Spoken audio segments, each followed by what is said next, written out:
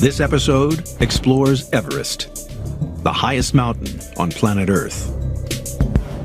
In order to unlock its secrets, a daring mission is undertaken to bring back rocks from the summit. This journey of discovery into the formation of Everest will uncover ancient fossils, hidden crystals, epic weather, and immense structures etched into the mountains.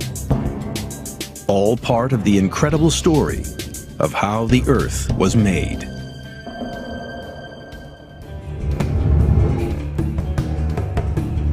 The Himalayas stretch 1,500 miles across Asia.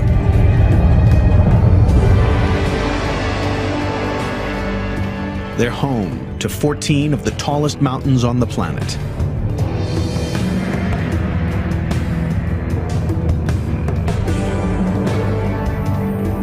And one rises above all others: Everest. At 5.5 miles tall, Everest is the highest mountain in the world.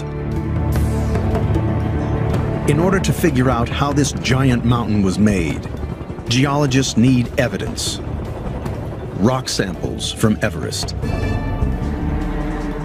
It's a dangerous mission, and only a few people are willing to undertake it. Kenton Kool is one of the world's best high-altitude climbers, and he will embark on this geological mission to the summit of Everest. His instructions from geologists are to collect rock samples from 3 places: 1 from the summit and 2 from lower down. These incredibly rare samples will give investigators crucial evidence. Kenton is at Everest Base Camp. Pitched on jagged rocks at 17,500 feet, this camp is over 3 miles above sea level. Sorting out the last of the items I need to take on a summit push, and I've just been to collect a load of Ziploc bags which I hope to put all the samples in. Over the next 5 days, he will climb 12,000 feet, the equivalent vertical height of 8 Empire State Buildings. Kenton starts his mission from base camp. He negotiates the Khumbu Icefall, a frozen river with crevasses thousands of feet deep. It's a treacherous ascent, as all this glacial ice is constantly moving, and looming ice towers threaten to collapse. Kenton now has the most dangerous section ahead of him. At 21,000 feet, he is already higher than Mount McKinley. He has a sheer ice climb up the side of Everest. Winds reach speeds in excess of 100 miles an hour, and temperatures drop to -40 degrees. Since leaving base camp, Kenton has climbed for 4 days. At 26,000 feet, he reaches the point which joins Everest and its neighboring mountain, Lhotse. So here we are, this is the South Col, one of the highest camps in the world, 7,950 meters. So high that nothing can actually live here. From this camp, Kenton will leave at 3 a.m., climb through the night, and aim to arrive at the summit in the morning. It's pitch black, that's 3 in the morning. Timing is crucial, and the weather must be ideal. The window for ascent is narrow. There are only around 12 days of the year when climbers can make it to the summit. Kenton must take this opportunity. He now ventures into what climbers call the death zone. Oxygen is needed to make the climb, as the air is 3 times thinner than its sea level. 1 in 10 people die climbing Everest, and most fatalities occur during this final stage. One more.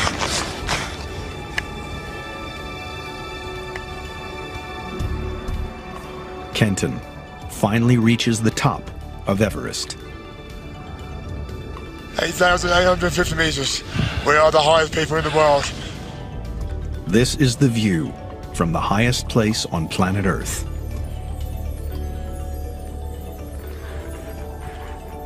For most climbers, the summit is the ultimate goal. But for Kenton, his mission has only just begun. He heads just below the summit to find an exposed outcrop of rock. Kenton's first sample is a gray limestone. It's soft and easy to break off. This is a sample of the highest rock in the world. One down, two to go. Kenton descends further to collect the next sample. Just below the summit, the rock changes. Climbers call it the yellow band due to its distinctive color. The rock is dramatically different from the summit. Much harder and yellow in color. This is a layer of marble. All right, there we go. This is off the yellow band.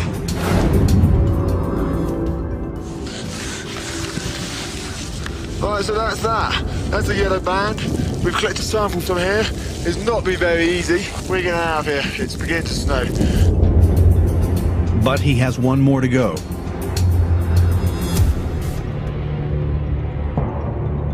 Kenton starts the long descent to where he'll get the next piece of evidence.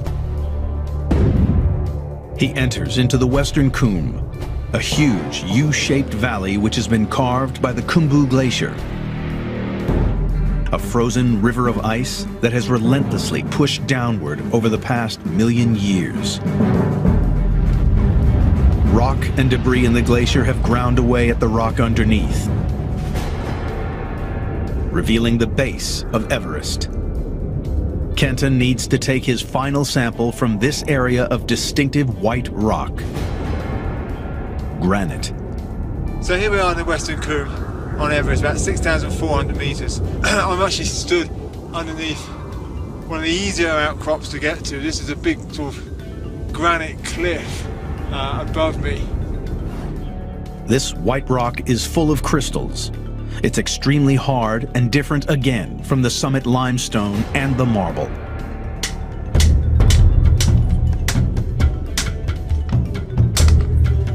Yeah, we've got quite a nice sample of the granite there. With the 3 precious samples safely packed away, Kenton takes them to the University of Oxford. Here they will be analyzed by the world's leading authority on Everest, Mike Searle. So Mike, this is your summit rock. Now, that is from the top of the world. Well, this sample, Kenton, is probably one of the most important samples of the whole expedition, so it's literally worth its weight in gold geologically. This came from the summit of Everest right there. The next rock down that you collected was from the yellow band. And even further down is another rock, a granite. Almost a complete picture of Everest. That's right, yes. Fantastic. Yeah. These 3 rocks are the major components which make up Everest. All that effort to get up to the summit was, I can tell you, was absolutely worth it to get this sample. Good. I hope so. So the next step is we want to find out what's in it. The summit rock is cut into a thin section.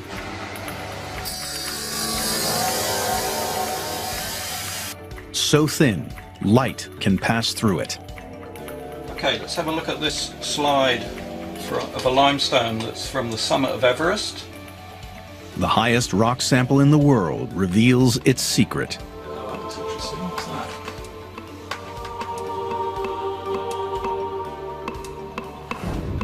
We've got a section here through a crinoid stem. A crinoid is a sea lily. From fossil records, the section can be dated. It is over 400 million years old. The sea lily is evidence that the summit rock of Everest was formed in an ancient marine environment. So from seeing this evidence, we can categorically say that this rock would have started life at the bottom of the sea floor. And then I've collected it from the very, very top of the world, from the summit of Everest itself. That's just amazing. But a mystery is revealed. How had rock with marine fossils in it ended up on the top of Everest? The mission to collect rock samples from Everest has uncovered 2 clues as to how it formed. Samples show that the mountain is made from 3 distinctive types of rock. Rock from the summit of Everest contains marine fossils, proving it started life on the bottom of the sea. To figure out how seafloor came to be on top of the highest mountain in the world, geologists need to find evidence that is millions of years old, going back way before the Himalayas were even formed. 400 million years ago, no trace of the Himalayas existed. The sea lily, now fossilized on the summit of Everest, is proof that there was once water where now this great mountain stands. But to figure out whether this was just a shallow inland sea or a great ocean, geologist Mike Searle travels to the Himalayas. He begins the investigation at the Garkola River. It flows down from the high Himalayas and carries with it an intriguing clue. The rock I've got in my hand at the moment may look a bit boring and insignificant. It's just a pebble taken from the river, but it's actually a key clue as to the formation of the Himalayas and the evolution of the rocks. It's almost by magic, but when you smash a rock like this open, what it reveals inside is an absolutely beautiful fossil. And this fossil is what we call an ammonite. This ancient creature is part of the squid family. It's proof of a complex ecosystem found in a deep ocean. Giant squids swimming around in the seas that once lay between India and Asia, and this is some of the key evidence that we've got, that there was a major ocean between the continents. But to find marine fossils in the high Himalayas and on the summit of Everest, some immense geological force must have pushed the ocean floor upwards, above the water. Figuring out how this happened has taken geologists over 100 years. The first lead in this investigation came from an unlikely place: Antarctica. In 1910, the renowned Antarctic explorer Robert Scott began his ill-fated expedition to the South Pole. After reaching the pole, Scott and 5 of his team died. When the bodies were discovered, among their equipment were carefully wrapped and labeled fossils. The fossils were part of an ancient plant called Glossopteris, and specimens are preserved at the British Antarctic Survey.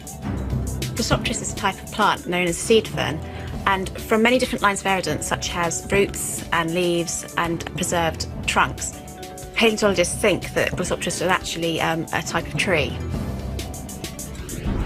Soon, this humble tree fossil was found across the globe. In India, South America, Africa, Madagascar, and Australia. Geologists now had a puzzle. How had this one species of plant spread between continents, separated by thousands of miles of ocean? Glossopteris is a very important fossil because it could not have dispersed over vast distances. It couldn't have just been dispersed by the wind or by birds across oceans. If Glossopteris couldn't cross oceans, then scientists were left with one conclusion. When these trees were alive, 250 million years ago, the continents were all joined together. They were part of a supercontinent geologists call Gondwana land. Glossopteris was able to spread across this ancient landmass. But then, Gondwana was split up by violent tectonic forces, which pushed the continents apart. And 80 million years ago, India broke away from the supercontinent. It traveled north and eventually smashed into Asia.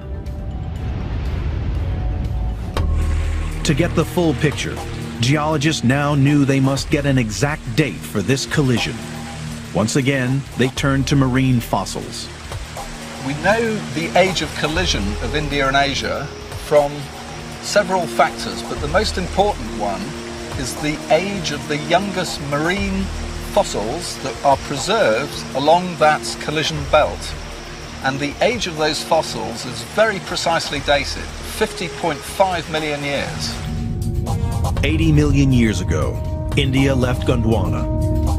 50.5 million years ago, it hit Asia. India traveled 4,000 miles in just 30 million years. Very fast in geological time. India was drifting northwards across the Indian Ocean at very rapid plate tectonic speeds, and we're talking here between 10 and 12 inches per year, which is very rapid. It's this speed that goes some way to explain the unique size of the Himalayas, because as with any smash, the faster the collision, the bigger the wreck. The investigation has now uncovered clues to prove India and Asia were once separate. Ammonites are evidence that an ocean once existed between India and Asia. Glossopteris fossils prove that India was once part of a supercontinent called Gondwana land. The next part of the investigation is to discover how this intercontinental smash gave rise to the tallest mountain in the world.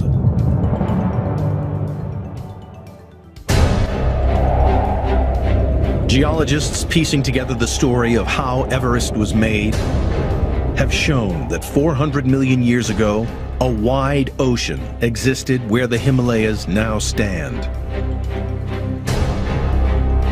India was part of Gondwana land until 80 million years ago, when violent tectonic forces threw the planet into turmoil and split up this ancient landmass, pushing India northwards.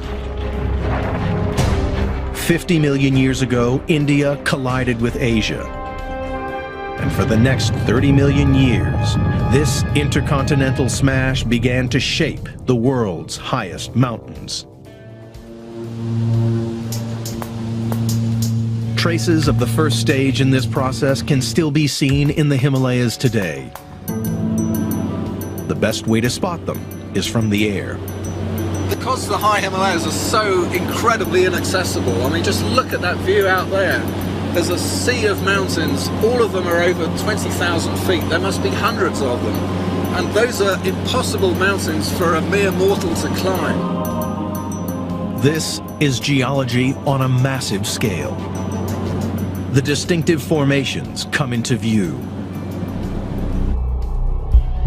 Huge folds of rock, clearly seen on the sides of the mountains. All of these folds that we're seeing right here on Dhaulagiri and Tukche Peak were formed during the first part of the Himalayan mountain building process. So when India first collided with Asia, the first thing to happen was that the northern margin of India started buckling and folding. And those folds are just so spectacular. When you look out the window here, they're just unbelievably impressive. Like a giant train wreck, India collided with Asia. The land and ocean floor that lay between literally folded up under the enormous pressure. But folds are only part of the story. Alone, they don't explain the Himalayas' vast size. Back on the trail, Searle is on the hunt for further clues. This is what makes the whole trip really worthwhile. We've just spent 5 days hiking up through the jungle, through the forest, pouring with rain, and up there, finally, are the high Himalayas. I just love those mountains.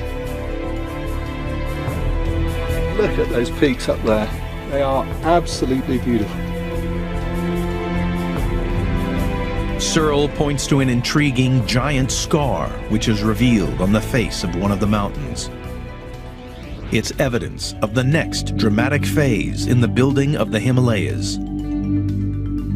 This is a sketch of what we're actually seeing in front of us, with the big mountain of Dholagiri here and the big folds on the peak of Tukche to the right, with this enormous great fault that is magnificently exposed right along the base of Dholagiri, coming right down to the Kaligandaki river valley at the bottom. The fault is a fracture running right through the mountains. Well, the first step in deforming the Himalayas is that the rocks are folded into giant folds. And when that process continues, the rock can no longer fold, so they become overturned folds. And when the process continues even further, that overturned fold actually moves along a very discrete fault plane. And that's exactly what we see throughout the whole Himalayas. So rocks are formed by folding and thrusting. Rocks can only be bent so far. Once rock has been bent beyond its limits, it breaks and causes a fault. The process of faulting puts different rock types one on top of the other. Faults are juxtaposed rocks of two different types. So the big, huge fault that cuts through the tops of the high Himalayas, the top of Everest, are rocks that are putting limestones over marble. This is exactly what was revealed by Kenton's rock samples from Everest. Limestones at the summit, lying on top of the hard marble of the yellow band. Evidence that the top of Everest was initially created by folding and faulting. But this only explains part of the story. To create a mountain the size of Everest, geologists knew that there must have been another, more powerful mountain-building process at work. Clues to exactly what this process was can be found in the Kalemdikola River. This river is a giant garbage chute, bringing all these boulders eroded off the high Himalayas to the north and sweeping them down in great floods down to the plains of India to the south. So this was a great place to come to sample all the rocks that make up the high mountains to the north. As any detective knows, some of the best finds are made by sifting through garbage. This time it's garbage from the Himalayan peaks. This is exactly the rock I've been looking for. This is a beautiful example of a kyanite gneiss, which is composed of these beautiful blue bladed crystals of kyanite.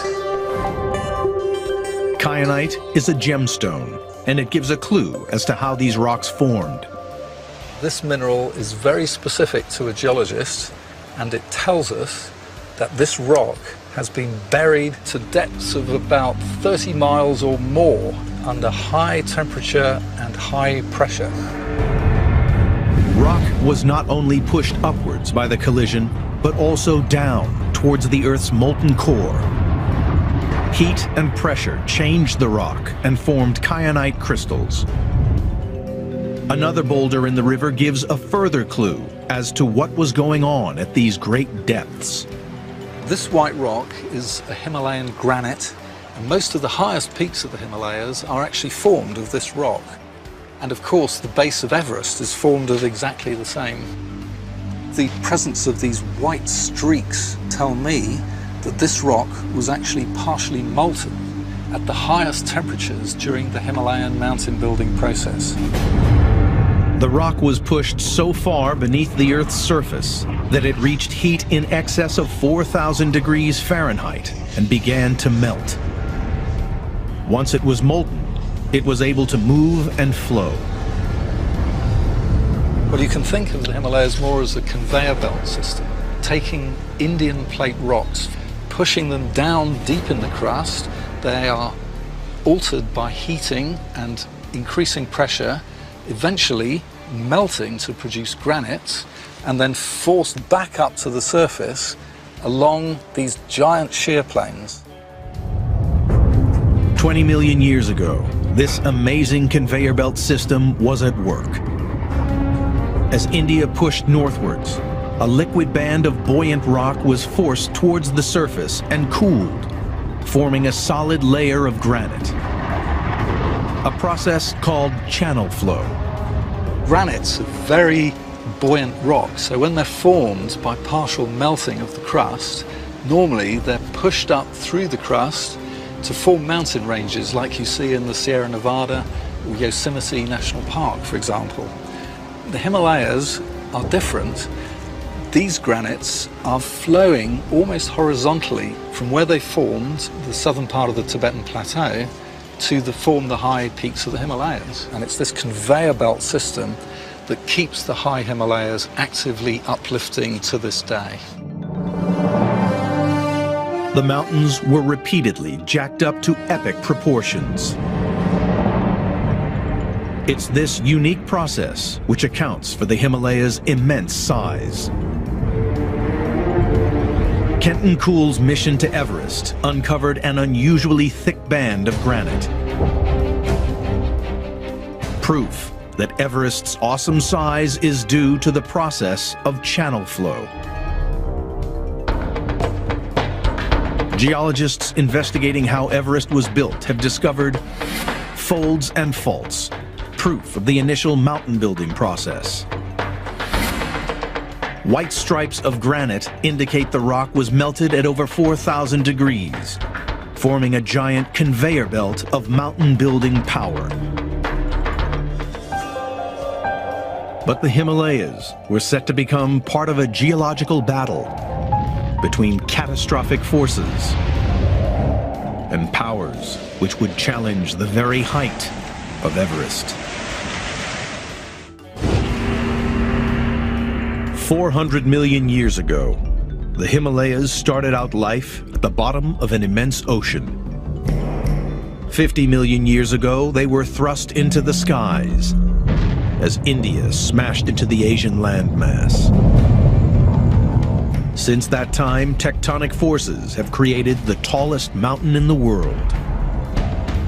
But what of the immediate future? Will Everest continue to rise, or will this giant soon be cut down? John Galecka is investigating whether the processes which built Everest continue to this day. He has traveled to the remotest regions of Nepal and India, setting up GPS stations, which he hopes will provide him with the answer. All right, come as far as I can by car, and I've got a 3-hour walk straight up the slope.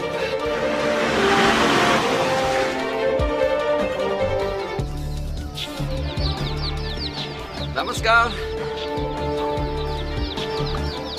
Just like a GPS in a car, this station is able to pick up signals from satellites and monitor any movement of the ground. The GPS station has been operating continuously for the last 5 years, so every second of every day of every month of every year, it's taking a data sample, and what it's looking for is changes in the position of where the station is, but how it's moving, the velocity of this station, believe it or not, and even changes in velocity. The readings from the GPS show that India is still moving, about 2 inches every year. 50 million years after its initial collision, it is still on its relentless journey northwards, pushing underneath Asia. And as it does so, Everest continues to be pushed higher. But there is a dark consequence to this mountain building. Earthquakes. So what's going on here in the Nepal Himalaya, we've got the Indian tectonic plates sort of ramming into Asia. In this case, India is losing out. It's being forced under Asia. But it's unfortunate that they're locked frictionally, and eventually, over the course of hundreds of years, that strain is accumulated and then released suddenly in a giant earthquake. The Himalayas have seen 15 major earthquakes in the past 100 years. The most recent to hit was in Pakistan, October 8, 2005. The quake devastated the region. Galetska's readings show that another earthquake is on its way. Kathmandu, the capital of Nepal, lies in the center of the danger zone. When that earthquake happens, not if, when that earthquake happens, it's going to be several minutes of terror. There'll be strong shaking, you know, in Kathmandu. There'll be just collapsed structures. You'll see landslides on all these mountains. It's going to be complete devastation. 26 million people in Nepal, 50 million people along the whole arc of the Himalayan range. All of these people will be affected.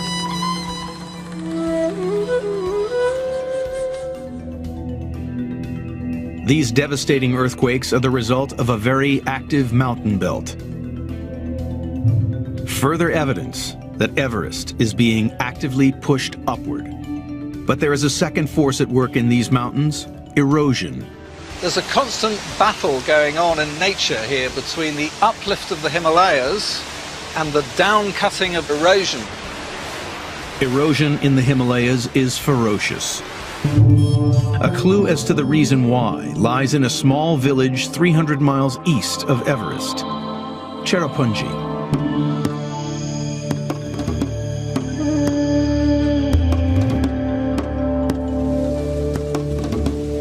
It's the wettest place on planet Earth, averaging over 432 inches of rain each year.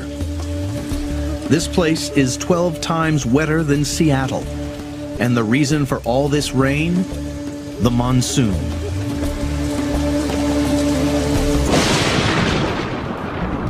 The Indian monsoon system is an almost unique system on the planet.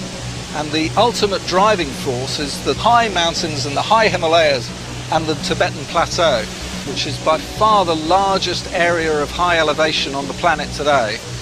And that causes this massive high pressure system during the summer months, which results in the sucking in of all the warm, moist air from the Indian Ocean.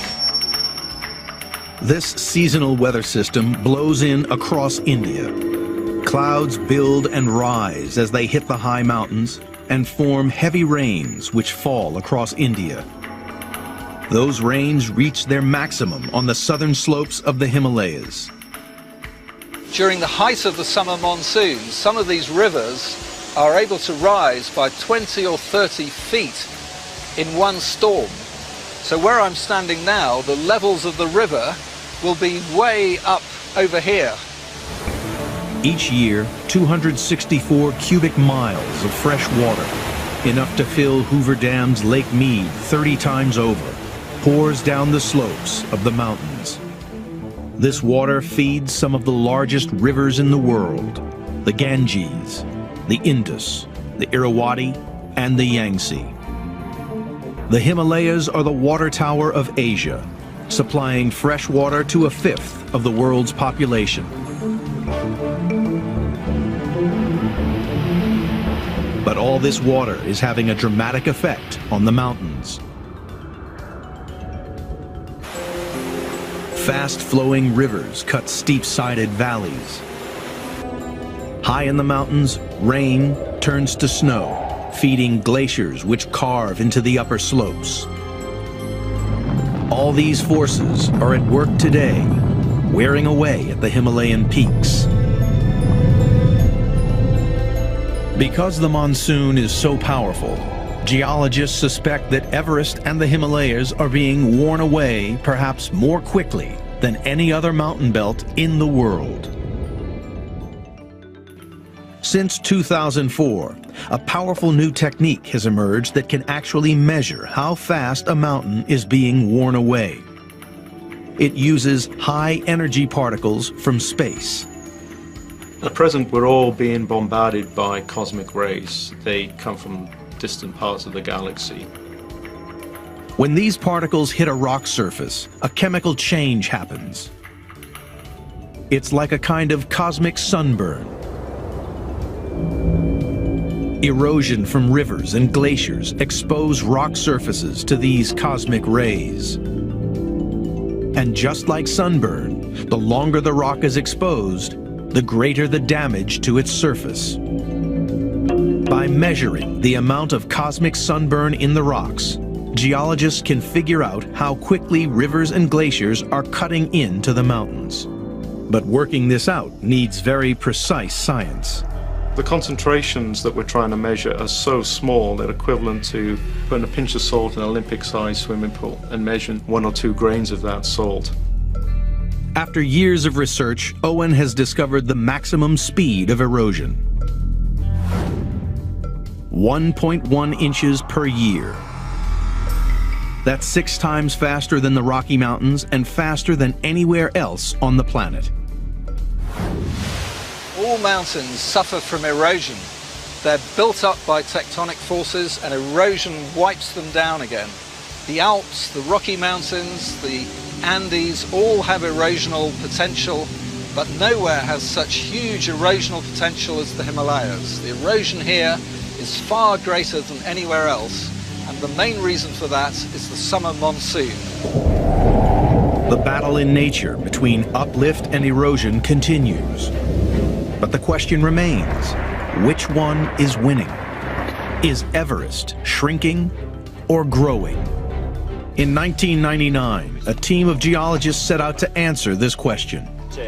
They placed a small GPS station near to the summit of Everest.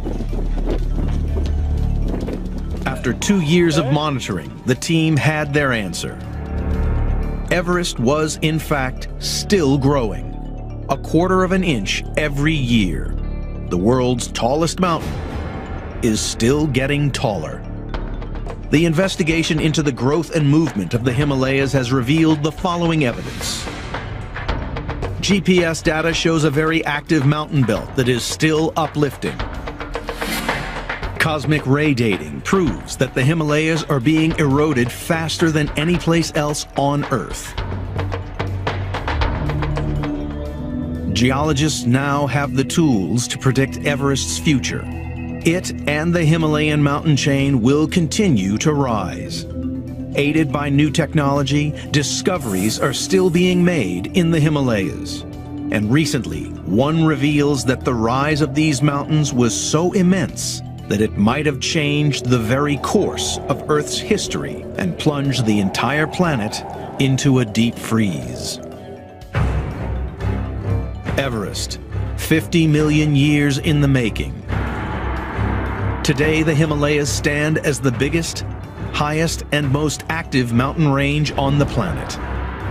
They are mountains of superlatives. The deepest valley, falling over 20,000 vertical feet. The highest plateau, the longest sheer rock face. Hundreds of peaks, higher than anywhere else on Earth, and many have never even been named. The formation of the Himalayas has changed the entire landscape, an epic evolution from ocean to immense mountain range, and created one of the world's most important weather systems, the monsoon, which supplies fresh water to 1/5 of the world's population.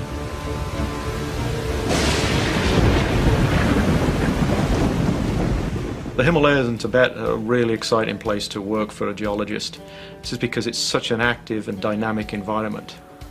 Not only that, it's a very important area climatically. Scientists investigating the Himalayas have uncovered some surprising results. Discoveries which would suggest that the rise of the Himalayas might have had an impact on the climate of the entire planet. The discovery came about almost by accident, while scientists were studying a process called chemical weathering. Every time it rains, carbon dioxide in the atmosphere dissolves to form acid rain. When the rain falls, it eats away at rock surfaces. This weathering process takes CO2 out of the atmosphere and locks it away in the rocks.